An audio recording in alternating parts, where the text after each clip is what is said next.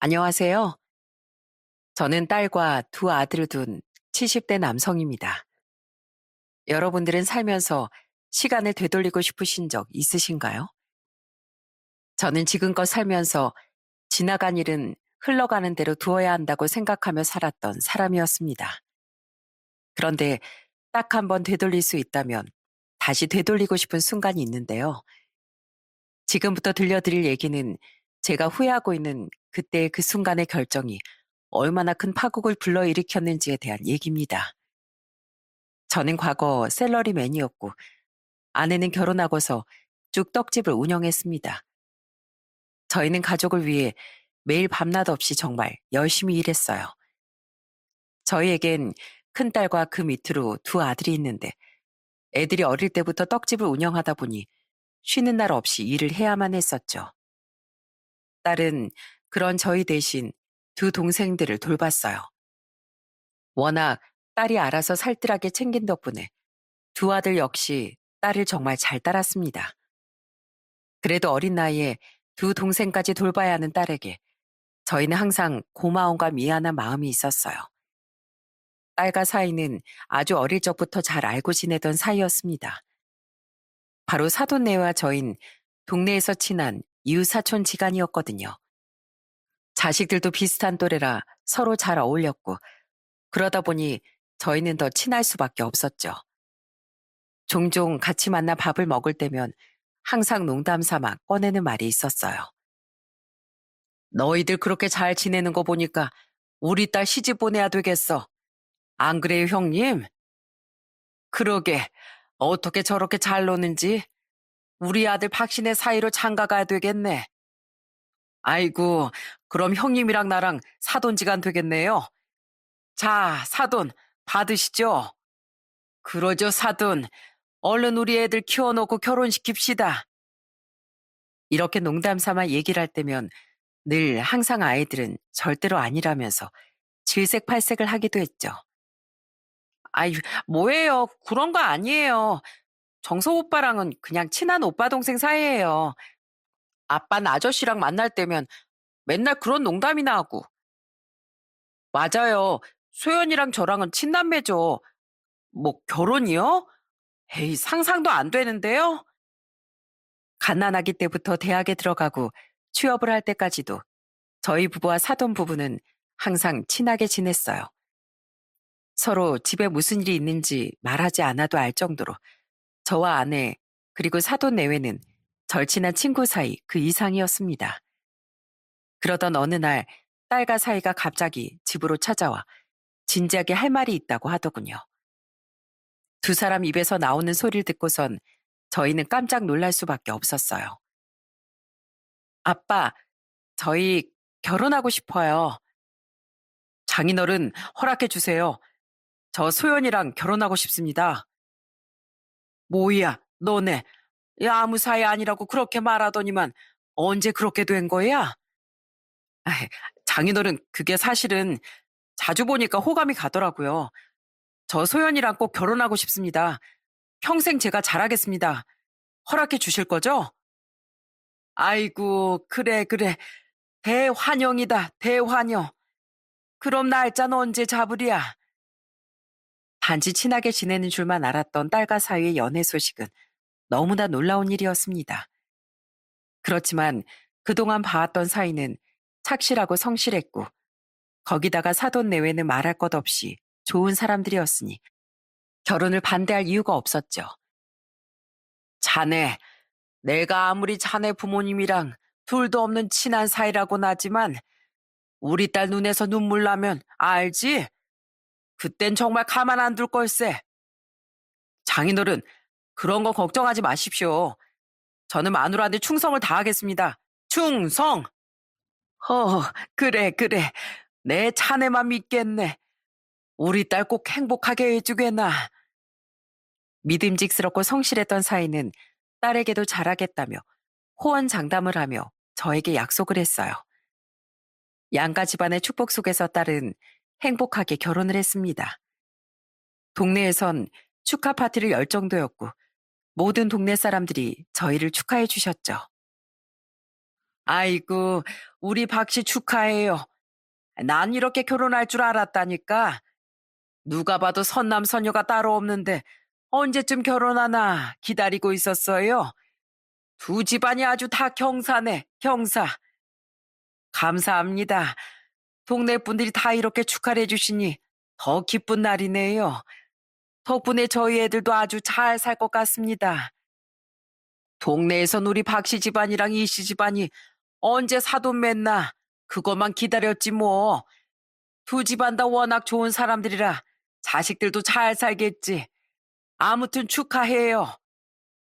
딸이 결혼을 한 후에도 사돈댁과는 정말 친하게 지냈습니다.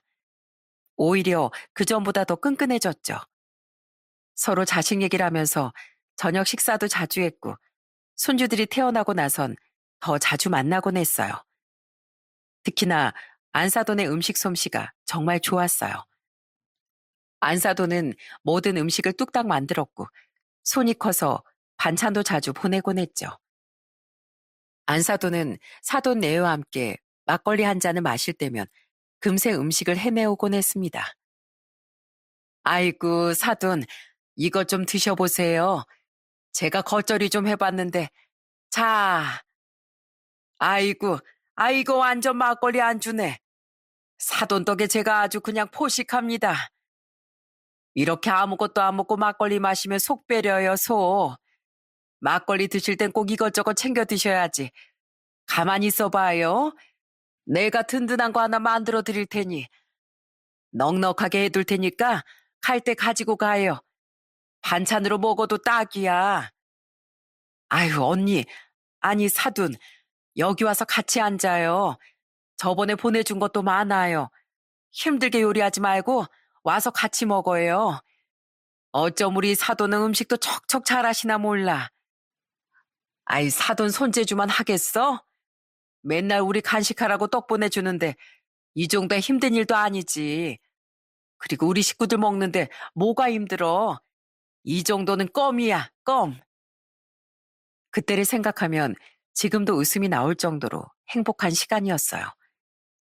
사돈 내외와 만날 때면 항상 하던 얘기가 있었는데 바로 자식들 다 시집장가 보내고 나면 저희끼리 이렇게 오순도순 재미나게 살자는 얘기였죠. 사돈, 딸내미 결혼식 치르느라 고생 많으셨어요. 그나저나 이번에 사돈 처녀 시집 가는 거 보니까 제가 다 눈물이 납디다. 어찌나 이쁘게 잘 컸는지, 두 사돈이 얼마나 애지중지하며 키웠는지 저희도 다 알잖아요. 아이고, 사돈이야말로 고생하면서 자식들 키우셨죠 뭐.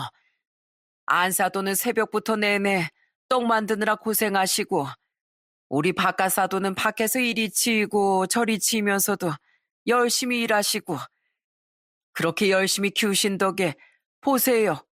둘째 아들은 차만 간호사 며느리랑 결혼하고 막내 아들은 번듯한 직장인 며느리랑 결혼시키고 사돈께서도 고생 참 많으셨어요. 그때는 늘 그렇게 행복할 거라 생각을 했어요. 그러다 딸이 결혼한 지 5년 정도 되었을 무렵 청천벽력 같은 소식이 들려왔죠. 심심하면 장기 두고 낚시를 갔던 바깥사돈이 갑작스런 뇌출혈로 갑자기 세상을 떠나게 된 거였습니다. 바깥사돈은 저에겐 사돈 그 이상의 절친한 친구 사이였어요. 장례식장에서 덩그러니 놓여진 바깥사돈의 영정사진을 보고선 전 우열할 수밖에 없었어요. 아니, 이게, 아이고, 사돈, 어째서 이렇게 가십니까? 바깥사돈의 갑작스런 소식은 저희에게도 충격이었지만 무엇보다 안사돈에게 큰 충격이었어요. 안사돈은 너무 충격을 받아 장례식 내내 실신을 하다 오열하다를 반복하더군요. 그때 아내가 안사돈의 곁을 지켜주며 손을 잡아주었고 위로도 해주었습니다. 사돈, 우리 바깥사돈 정말 좋은 데 가셨을 겁니다. 그러니 너무 슬퍼하지 마세요. 아휴, 그렇게 좋은 양반을 왜 이렇게 일찍 데리고 가시는지 정말 저도 마음이 찢어지고 아픕니다. 사돈 없었으면 제가 어떻게 버티겠어요? 고맙습니다. 이제 우리 집 양반 잘 보내드려야죠.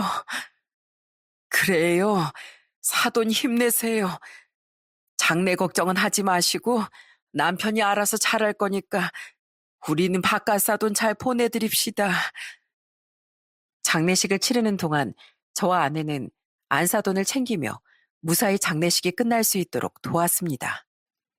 저희도 감당하지 못할 슬픔이었지만 저희보다 더 힘들 안사돈과 사위 위에 끝까지 자리를 했죠. 장례식이 끝나고 난 뒤에는 사위가 저희를 찾아와 감사함을 표현하기도 했어요. 장인어른, 정말 감사합니다. 장모님께도 너무 감사드리고요. 장인어른 장모님 덕분에 저희 엄마 잘 버티고 아버지 보내드릴 수 있었어요. 정말 감사합니다. 제가 앞으로 더 잘하겠습니다. 아닐세, 아니야. 나에게도 자네 아버진 사돈 그 이상으로 내 절친한 친구나 마찬가지였어. 자네도 얼마나 슬프겠어. 많이 힘들지? 자네가 아버지 잘 보내드렸으니 바깥 사돈도 편안하게 가셨을 게야. 자네도 몸 잘 추스르게. 감사합니다, 장인어른. 장인어른이 많이 도와주신 덕분에 저도 아버지 잘 보내드릴 수 있었네요. 정말 감사합니다. 저는 슬퍼하는 사위의 등을 토닥거리며 위로를 해주는 방법밖에 없었어요. 갑작스런 이별 후 사위도 사위였지만 누구보다 걱정되던 사람은 바로 안사돈이었습니다. 워낙 동네에서도 인구 부부로 유명했던 사돈 내외였기 때문에 갑작스런 이별은 충격이 될 수밖에 없었죠. 그 슬픔을 말로 표현할 수 없었는지 안사돈은 그 뒤로 점점 몸이 쇠약해지기 시작했어요. 전에는 아내와 함께 등산도 다니고 사우나도 같이 다녔지만 어느 순간부터 집 밖으로도 나오지 못할 정도로 몸이 허약해졌죠. 그런 안사돈의 곁을 아내는 묵묵히 지켰습니다. 아침마다 아내는 죽을 끓여 안사돈을 찾기도 했고 같이 병원에 가기도 했어요. 여보, 오후에 별일 없으면 나랑 같이 안사돈 모시고 병원 좀 가요. 어제 혼자 간다는 걸 내가 당신 오늘 집에 있을 거라고 해서 같이 가자고 했어요. 괜찮죠? 그래, 그러는 게 좋겠네. 근데 안사돈은 좀 어때? 식사는 좀 하시나? 조금씩 들긴 하는데 아직도 통 먹질 못해서 걱정이에요. 저번에 보니까 깨죽은 좀 드시는 것 같던데 내일 시장 가서 넉넉히 사서 해드려야 될 것 같아요. 이러다 큰일 날까 너무 걱정되네요. 당신이 당분간 좀 신경 써줘. 아무래도 바깥사돈 떠나고 난 뒤로 마음이 많이 힘드신 것 같은데 이럴 때 우리가 챙겨드려야지. 아내는 안사돈을 살뜰하게 챙겼어요. 아내뿐만 아니라 저희 가족들 모두 힘든 안사돈과 사이를 잘 챙겼죠. 온 가족이 모여 밥을 먹을 때면 저희는 안사돈을 불러 같이 식사를 하기도 했습니다. 그런 저희 식구들의 모습에 안사돈은 항상 감사해했죠. 이렇게 온 가족이 안사돈을 살뜰하게 챙기니 안사돈은 금방 기운을 차렸어요. 여전히 바깥사돈과 이별은 슬픈 일이었지만 안사돈은 점점 그 전의 생활로 돌아갈 수 있었죠. 그렇게 한 차례 폭풍우가 지나가고 나선 아내와 안사돈은 전보다 더 끈끈하고 절친한 사이가 되었습니다. 가족들은 그 전보다 더 똘똘 뭉쳤고 서로를 애틋해하고 안쓰러워하며 챙기곤 했어요. 이제야 평온을 찾는구나 싶던 찰나 8년 정도 지났을 무렵 사이가 뜬금없는 소리를 하기 시작했습니다. 어느 날 갑자기 딸이 집을 찾아와 하소연을 하더군요. 아, 아빠, 이서방이 회사 그만두고 사업을 해보고 싶다는데요. 어떻게 해요? 갑자기 무슨 바람인지 꼭 하고 싶다고 하는데. 뭐? 사업? 갑자기 그게 무슨 소리야? 모르겠어요. 갑자기 꼭 하고 싶다는 일이 있다면서 사업을 하고 싶대요. 그렇다고 돈이 많은 것도 아니고 대출도 받아야 하는데 꼭 하고 싶다고 하니까 말릴 수도 없고 어떻게 해야 할지 모르겠어요.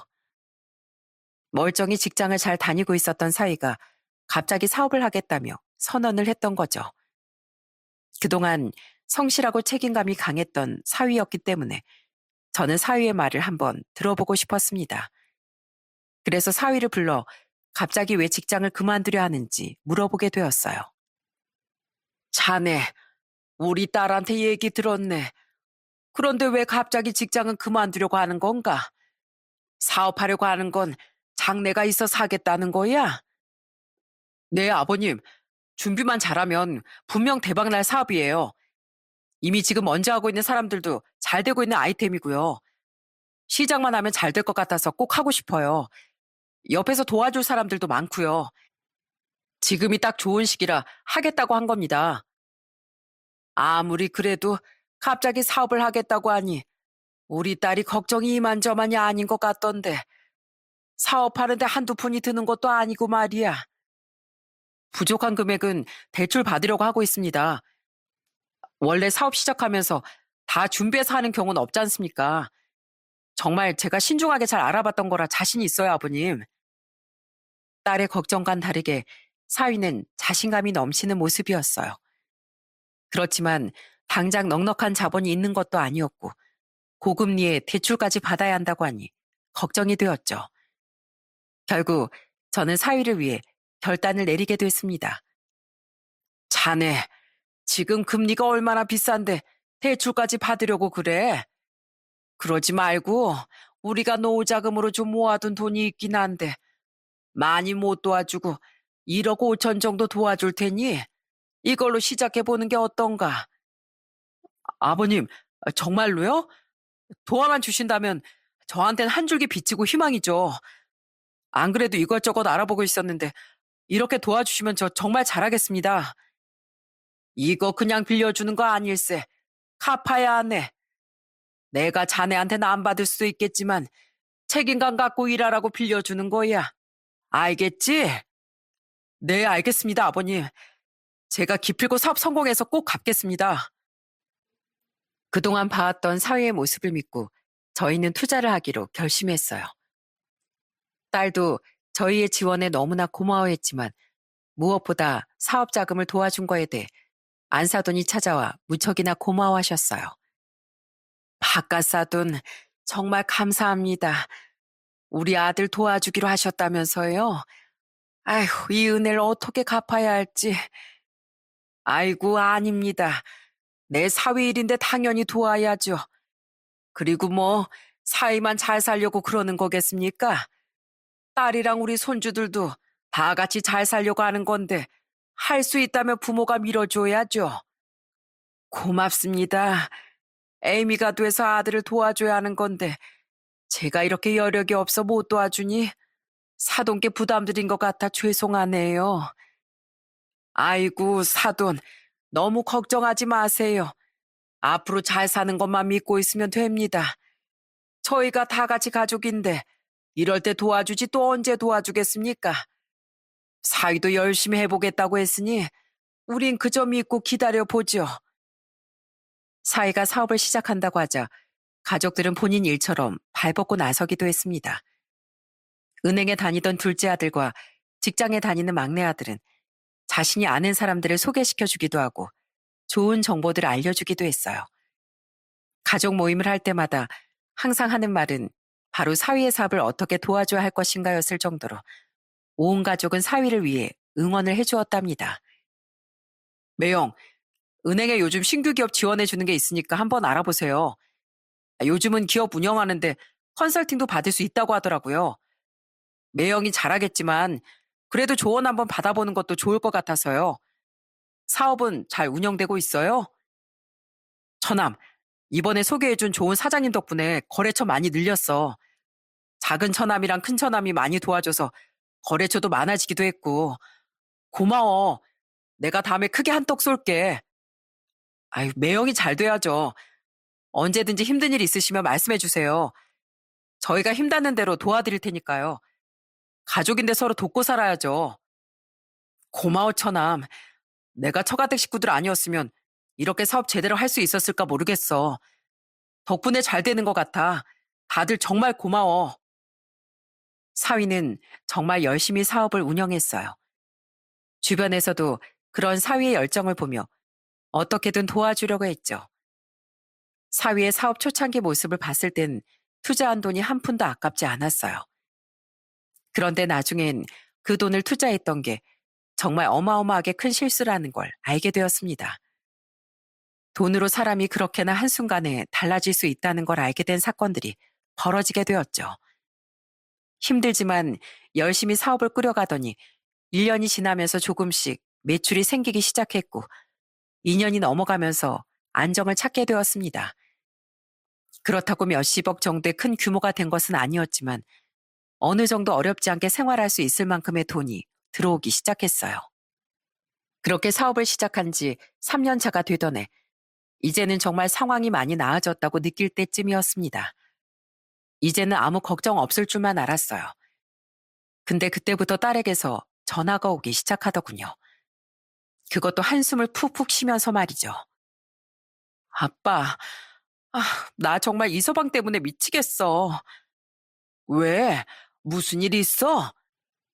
아니, 갑자기 골프 치겠다면서 회원권을 끊질 않나? 골프해야 한다고 비싼 골프 장비 사질 않나? 사업에 필요하다면서 이것저것 얼마나 써제끼는지. 아, 말려도 소용이 없고. 심지어 어젠 어쨌는지 알아? 베트남에 골프 치러 간다면서 출국했다니까? 뭐? 아이, 베트남까지 갔다고? 솔직히 나도 사회생활 하는 사람이니까 알잖아. 거래처 사람들하고 미팅하고 접대하고 그러는 거 필요할 때도 있다고 생각했어. 나도 처음엔 그랬지. 근데 이렇게까지 할 줄은 몰랐지. 에휴, 그래도 사업상 어쩔 수 없어서 간다고 했으니 일단 믿어봐야지 어쩌겠니. 나도 알아. 근데 이서방 하는 꼴을 보면 진짜 사업 때문에 그러는 건지도 모르겠다니까. 나한테 뭔가 숨기는 게 있는 것 같기도 하고. 처음엔 그저 사업을 하다 보면 겪는 일이겠지 생각했습니다. 직장에 다닐 땐 이런 문제가 한 번도 없었던 사위였기에 사업을 하다 보면 그럴 수도 있겠다는 생각을 했어요. 저 역시 샐러리맨으로 살아왔었기 때문에 어느 정도 이해가 되기도 했고요. 그런데 점점 시간이 지날수록 딸이 털어놓은 얘기들은 심상치 않았고 점점 저희는 경악할 수밖에 없었습니다. 아빠, 어젠 이서방 집에도 안 들어오고 외박한 거 알아요? 외박을 해? 갑자기 왜? 아, 모르겠어요. 일 바쁘다고 하더니만 들어오지도 않고 안 그래도 매일 술만 마시고 집에 와선 쓰러져 잠이나 자고 애들도 한 번 보지도 않고 말 걸면 짜증만 내고 집안일을 어떻게 돌아가는지 신경도 안 쓰고 정말 미치겠다고요. 아빠, 이 사람 완전 달라졌어. 돈 좀 만졌다고 딴 사람 됐다니까? 거기다가 얼마 전엔 뭐 하고 왔는지 알아? 1억이 넘는 차를 계약하고 왔다니까요. 뭐? 1억? 그 큰 돈이 어디 있어서 계약을 해? 그러니까요. 아, 누가 보면 뭐 매출 몇 억씩 나오는 기업인 줄 알겠어. 왜 저러는지 정말. 내가 미쳤지. 아빠, 나 괜히 사업하라고 했나 봐요. 차라리 회사 다닐 때가 나았는데. 속상한 마음에 털어놓은 말일 거라 생각했는데 점점 딸의 하소연은 심각해졌습니다. 물론 사업의 안정을 찾긴 했지만 펑펑 쓸 정도로 수입이 많은 것도 아니었고 사위의 행동은 도가 넘어서고 있었죠. 듣다 보니 사위가 어울려 다니는 사람들이 다들 사치하고 돈을 펑펑 쓰는 사람들이라고 해서 전 조언이라도 해야 할까 싶어 결국 사위에게 한 소리를 하게 되었죠. 그런데 사위의 반응은 저를 더욱 경악하게 만들었어요. 자네 요즘 왜 이렇게 술을 마시나? 아무리 사업이라고 해도 몸도 챙기고 가정도 잘 살펴야지.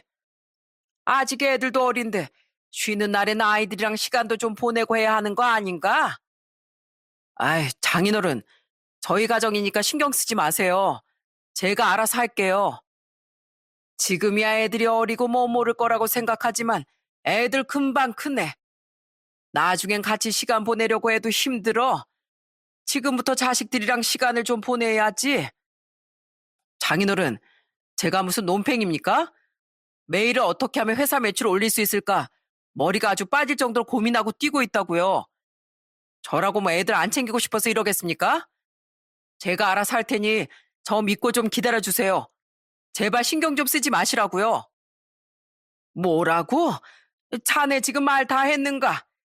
그리고 애들도 애들이지만 얘기 들어보니까 이번에 1억 넘는 차까지 계약하고 왔다던데 그건 어떻게 된 거야? 아니, 장인어른, 제가 차 구입하는 것까지 일일이 다 보고해야 되는 거예요? 아무리 그래도 장인어른 그런 것까지 이렇게 관여하시는 건 아닌 것 같은데요. 아직도 내 말이 무슨 말인지 감이 안 오는가? 좋은 차를 사는 건 그래 좋다 치지만 그런 비싼 차를 사려면 적어도 자네 마누라인 내 딸하고도 상의를 했어야지. 내 딸이 자네한테 허수아비인가? 어? 어서 말해보게. 사위는 제가 잔소리를 해도 귀등으로도 듣지 않았습니다. 오히려 이젠 대놓고 짜증을 내고 지긋지긋하다는 표정을 짓더군요. 그로부터 얼마 뒤 모든 가족들이 입을 틀어막을 사건이 또 벌어졌습니다. 명절날이었어요. 우리 가족들은 이른 아침부터 음식도 같이 만들며 도란도란 얘기도 나누면서 즐거운 시간을 보내고 있었습니다. 아내 또한 사위와 며느리들이 좋아하는 음식들을 한가득 해놓고 기다리며 싱글벙글 하고 있었죠. 그런데 다른 가족들은 다들 도착했는데 아무리 시간이 지나도 딸 가족은 오질 않는 겁니다. 아침에 연락이 와 금방 출발할 거란 딸의 연락이 왔었지만 점심시간이 한참 지나도 오지 않자 다들 무슨 일이 있는 거 아니냐며 걱정을 하기 시작했어요. 아버지, 누나한테 전화해봐야 하는 거 아니에요?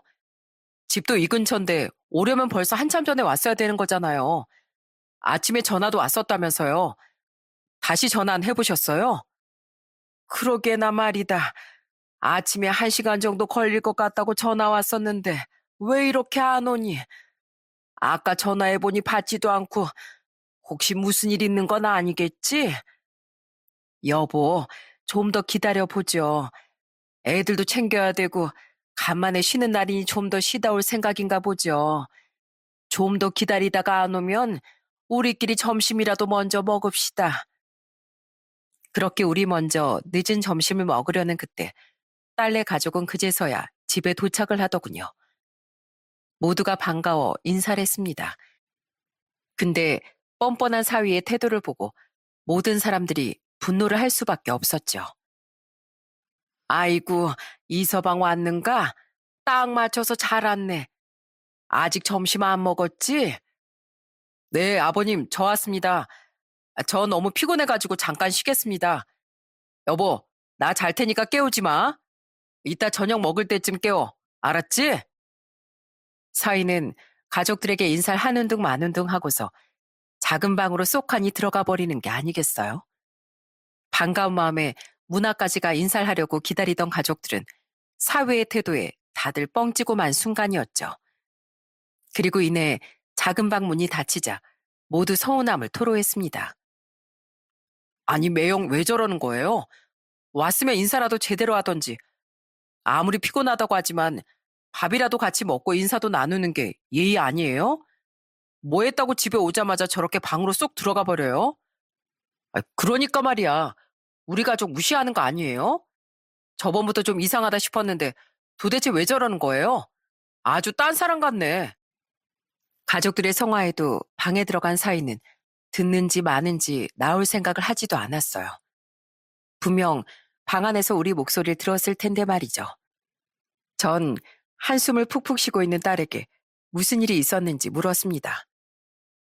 이서방 왜 저렇게 경우가 없다니? 너네 혹시 싸웠던 거니? 아니에요. 저 사람 어제 새벽 4시까지 술 처먹고 들어왔어요. 무슨 명절이라고 다들 회식을 한대나 어쩐대나. 말이 회식이지. 지 좋아하는 사람들 모아서 술 마시고 온걸. 아, 오늘도 못 일어나는 거 겨우겨우 깨워서 그냥 데리고 온 거예요. 일단 냅둬요. 입씨름하기도 힘들어요. 그렇게 몇 번이나 내일 집에 가야 되니까 일찍 들어오려고 신신당부해도 말을 들어먹질 않네요. 제 속도 속이 아니에요. 아무튼 죄송해요. 차라리 저 혼자 올 걸 그랬나 봐요. 딸의 말에 가족들은 모두 황당해했어요. 아무리 편하게 지내온 사이라고 하지만 그래도 처갓댁에 와서 저렇게 하는 행동은 누가 봐도 황당한 행동이었죠. 사위의 이상 행동은 여기서 멈추지 않았습니다. 몇 시간 뒤 일어난 사위는 얼토당토 안 한 얘기를 당당하게 꺼내더군요. 아우, 여보, 나 해장 좀. 아우, 장모님, 저 해장국 좀 끓여주세요. 칼칼한 거 제가 좋아하는 거 아시죠? 당신 무슨 소리 하는 거야? 이제야 일어나서 해장국 타령이라니. 여기가 무슨 식당이야? 조용히 못해? 아니, 왜? 나 밥도 안 먹었잖아. 장모님, 저 해장국 끓여주실 수 있으시죠? 금방 하시잖아요. 자네. 아휴, 그래, 알겠네. 조금만 기다리게나. 내가 당신 때문에 못 산다, 못 살아. 온몸에 아직도 술 냄새가 나, 정말. 당신 빨리 가서 샤워 좀 하고 와. 제발 좀 정신 차리고. 여기가 당신 안방이야? 사회의 말에 아내는 큰 한숨을 쉬었고 아들들은 당장이라도 따질 것처럼 얼굴이 붉어졌죠. 며느리들도 황당하다는 표정으로 사위를 바라봤지만 사위는 아랑곳하지 않고 아내에게 해장국을 요구하고 스스로 욕실로 향하더군요. 가족들은 모두 화가 잔뜩 난 채로 아무런 말도 하지 않았어요. 그때 저는 살벌한 분위기를 보고 분위기라도 한번 바꿔보려고 손주들을 불렀어요. 그래도 명절인데 가족들끼리 싸우는 건 모양새가 영 안 좋으니 말입니다. 자, 우리 손주들 여기로 와보렴. 자, 이해했다. 할아버지가 용돈 줄게. 어머, 당신, 그래도 애들한테 조금 더 주지. 왜 10,000원씩만 줘요? 현금이 없어요? 아니, 나도 많이 주려고 했는데 소연이가 10,000원씩만 달라더라고. 애들 버릇 나빠진다고. 그래서 용돈을 10,000원씩만 주고 나중에 애들 책이나 학용품을 따로 사주려고. 맞아, 엄마. 내가 아빠한테 10,000원씩만 주라고 했어. 돈 많이 줘봤자 군것질이나 하고 그러니까. 그리고 10,000원도 많아. 차라리 나중에 애들 필요하다는 거 사주는 게 낫지. 벌써부터 돈 많이 받고 그러면 버릇 들어서 안 돼. 그래, 알았다. 여기 큰애 10,000원, 둘째도 10,000원. 잘 놔뒀다가 이걸로 맛있는 거 사 먹어. 알았지? 할아버지가 나중에 니들 필요한 거 있으면 그때 다른 것도 사줄 테니까. 와, 할아버지 감사합니다. 그렇게 손주들에게 용돈을 주면서 분위기는 조금씩 풀리는가 했습니다. 그런데 샤워를 하고 나오던 사이가 또 찬물을 끼얹고 말더군요. 제가 손주들에게 10,000원을 주는 걸 보고 잔뜩 표정을 찡그리며 비아냥대기 시작했던 거죠. 장인어른, 10,000원이 뭐예요, 10,000원이. 적어도 50,000원이나 100,000원은 줘야죠.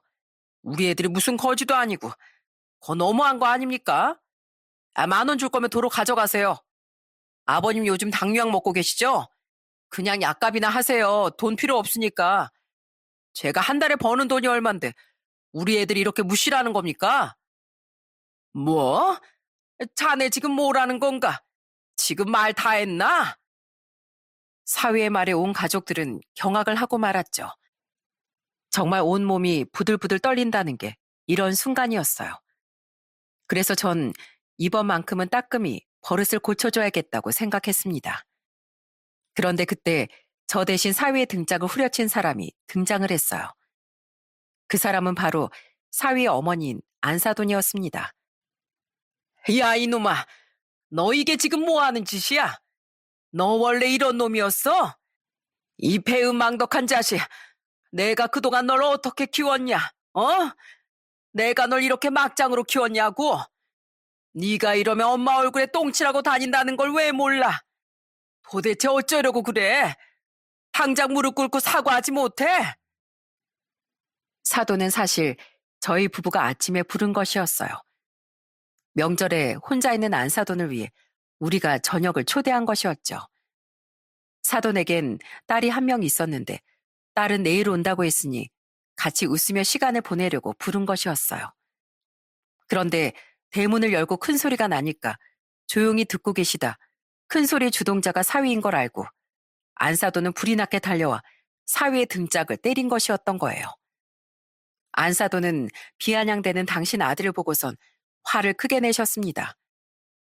그동안 봐왔던 안사돈은 항상 따뜻하고 인정 많은 사람이셨고 단 한 번도 그렇게 화를 내는 걸 본 적이 없었는데 아들의 등을 때리며 울분을 토하는 안사돈의 모습에 저희도 깜짝 놀랄 수밖에 없었죠.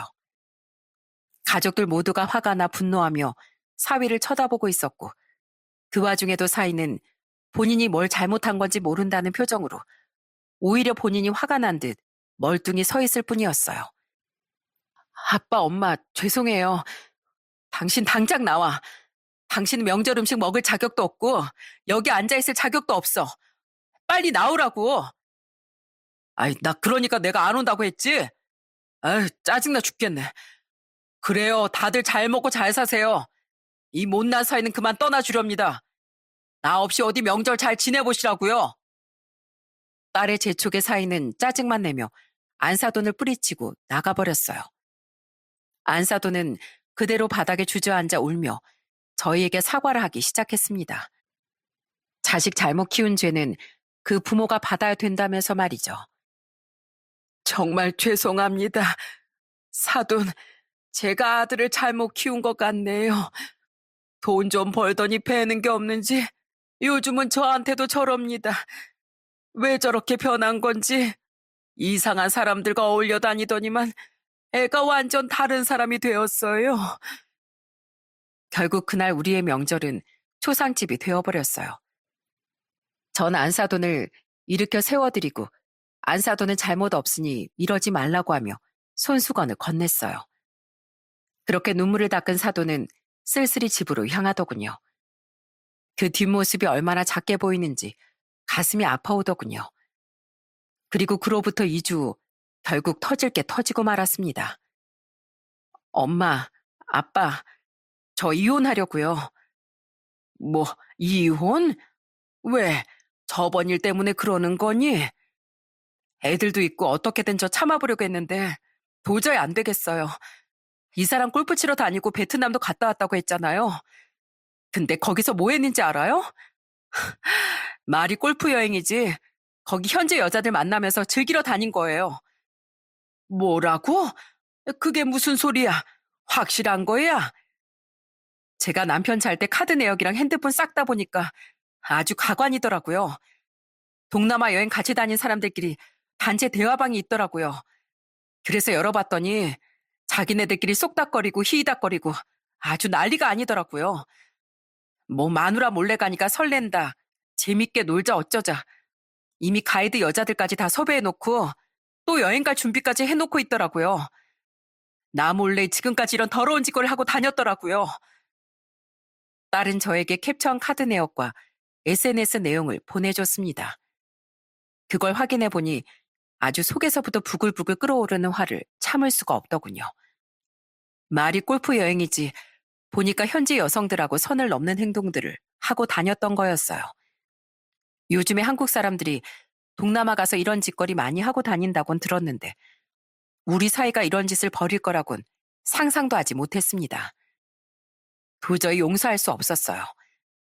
저는 그 길로 사위를 찾아가 그동안 참아왔던 말을 쏟아내기 시작했습니다. 그런데 사위의 반응은 아주 뻔뻔하기 그지없었어요. 자네, 내가 자네를 왜 지금껏 참아줬다고 생각하나? 자네 돌아가신 아버지, 그리고 자네 어머니는 사돈이 아니라 내 친구나 마찬가지였어. 그래서 믿어보자고 꾹꾹 참았던 거야. 그런데 왜 이렇게 변한 거야? 나도 이젠 도저히 참을 수가 없네. 우리 딸이랑 당장 이혼하게. 아, 예, 이혼할게요. 알겠습니다. 저도 예전에 그 이정섭이 아니에요. 그것도 모르고 절 이렇게 취급하시니 저도 바라던 바입니다. 그래? 그럼 정리할 건 정리해야지. 자네 당장 내 돈 갚게. 그때 돈 받으면서 원금하고 이자 갚는다고 했지? 지금껏 한 번을 안 줘도 내가 뭐라고 한 적이 있었나? 그런데 이젠 상황이 달라졌으니 당장 갚아. 약속한 이자까지 정확히 계산해서 말이야. 아니, 아버님, 그건 아니죠. 그걸 진짜 받으려고 하셨어요? 당연히 저희 잘 되라고 주셨던 거면서 진짜 받으려고 하셨냐고요? 그래. 그럼 그 차용증, 그건 장난으로 쓴 거였나? 장난으로 작성한 거였어? 아니, 뭐, 그건 아니지만, 당장 내 돈 안 갚으면 바로 법적 소송 걸 거니까 그렇게 알게. 네. 그렇게 하시든지 마음대로 하세요. 소송을 하시든지 마음대로 하시라고요. 예전에 그 착하고 성실했던 사이는 더는 없었습니다. 그렇게 딸은 이혼을 하게 됐어요. 그래도 차용증을 써둔 덕분에 이혼을 할 때 저는 빌려줬던 원금과 이자를 받을 수 있었죠. 그렇지만 골프 여행을 가서 현지 여자들하고 즐긴 것이 바람으로 판단하긴 어려워 딸과 사이는 조정으로 깔끔하게 이혼을 마무리했습니다. 딸은 양육비 70만 원씩 받기로 합의를 했고 그렇게 저희 집으로 들어오게 되었어요. 이혼이 결정되고서 안사도는 저희 집에 찾아와 딸과 다른 모든 식구들에게 미안함을 전했습니다. 저희 또한 안사돈을 보며 착잡함을 느낄 수밖에 없었죠. 사돈, 안사돈, 죄송합니다. 앞으로 두 분 얼굴을 어떻게 봐야 할지. 그리고 잘 이혼했습니다. 그놈은 이제 사람이 아니에요. 돈이라는 거대한 물질 때문에 아주 괴물이 됐어요. 어쩌다 이렇게 된 건지. 사돈, 저번에도 말씀드렸다시피 안사돈은 잘못한 거 없습니다. 이러지 않으셔도 돼요. 아닙니다. 그리고 며느라, 정말 미안하다. 다 내 탓이다. 걔는 천벌 받을 거다. 은혜도 모르고 망아지 마냥 날뛰는 저놈 꼭 벌 받을 게야. 절대 나중에 연락 오더라도 받아주지 마시고 용서하지 말거라. 그렇게 누구 하나 웃을 수 없는 상황까지 오고 말았어요. 딸의 이혼 후 저희 가족은 서로 응원하고 기운을 주면서 다시 이전의 일상으로 돌아오기 위해 노력을 했습니다. 딸과 손주들이 집으로 들어오고선 그전보다 집안은 활기가 돌았어요. 다 같이 모여 서로 응원해주며 살다 보니 어려움은 금방 이길 수 있었죠. 딸은 전보다 더 열심히 직장을 다녔고 승진도 하면서 혼자서도 거뜬히 자식들을 키울 수 있을 정도가 되었어요. 그런 딸에게 저희는 조금이나마 힘이 되어주기 위해 손주들을 잘 돌보며 지냈습니다. 딸의 입가에 다시 미소가 비치니 부모로서 얼마나 기뻤는지 모릅니다.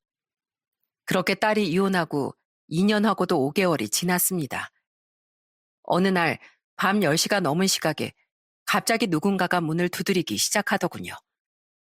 깜짝 놀라 누구지 하고 문을 열어보니 누군가가 서 있었죠.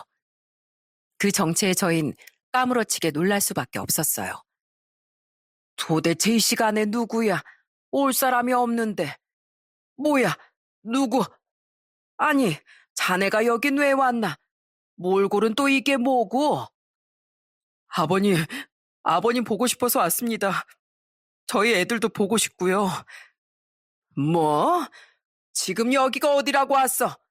당장 나가지 못해? 애들이 보고 싶어?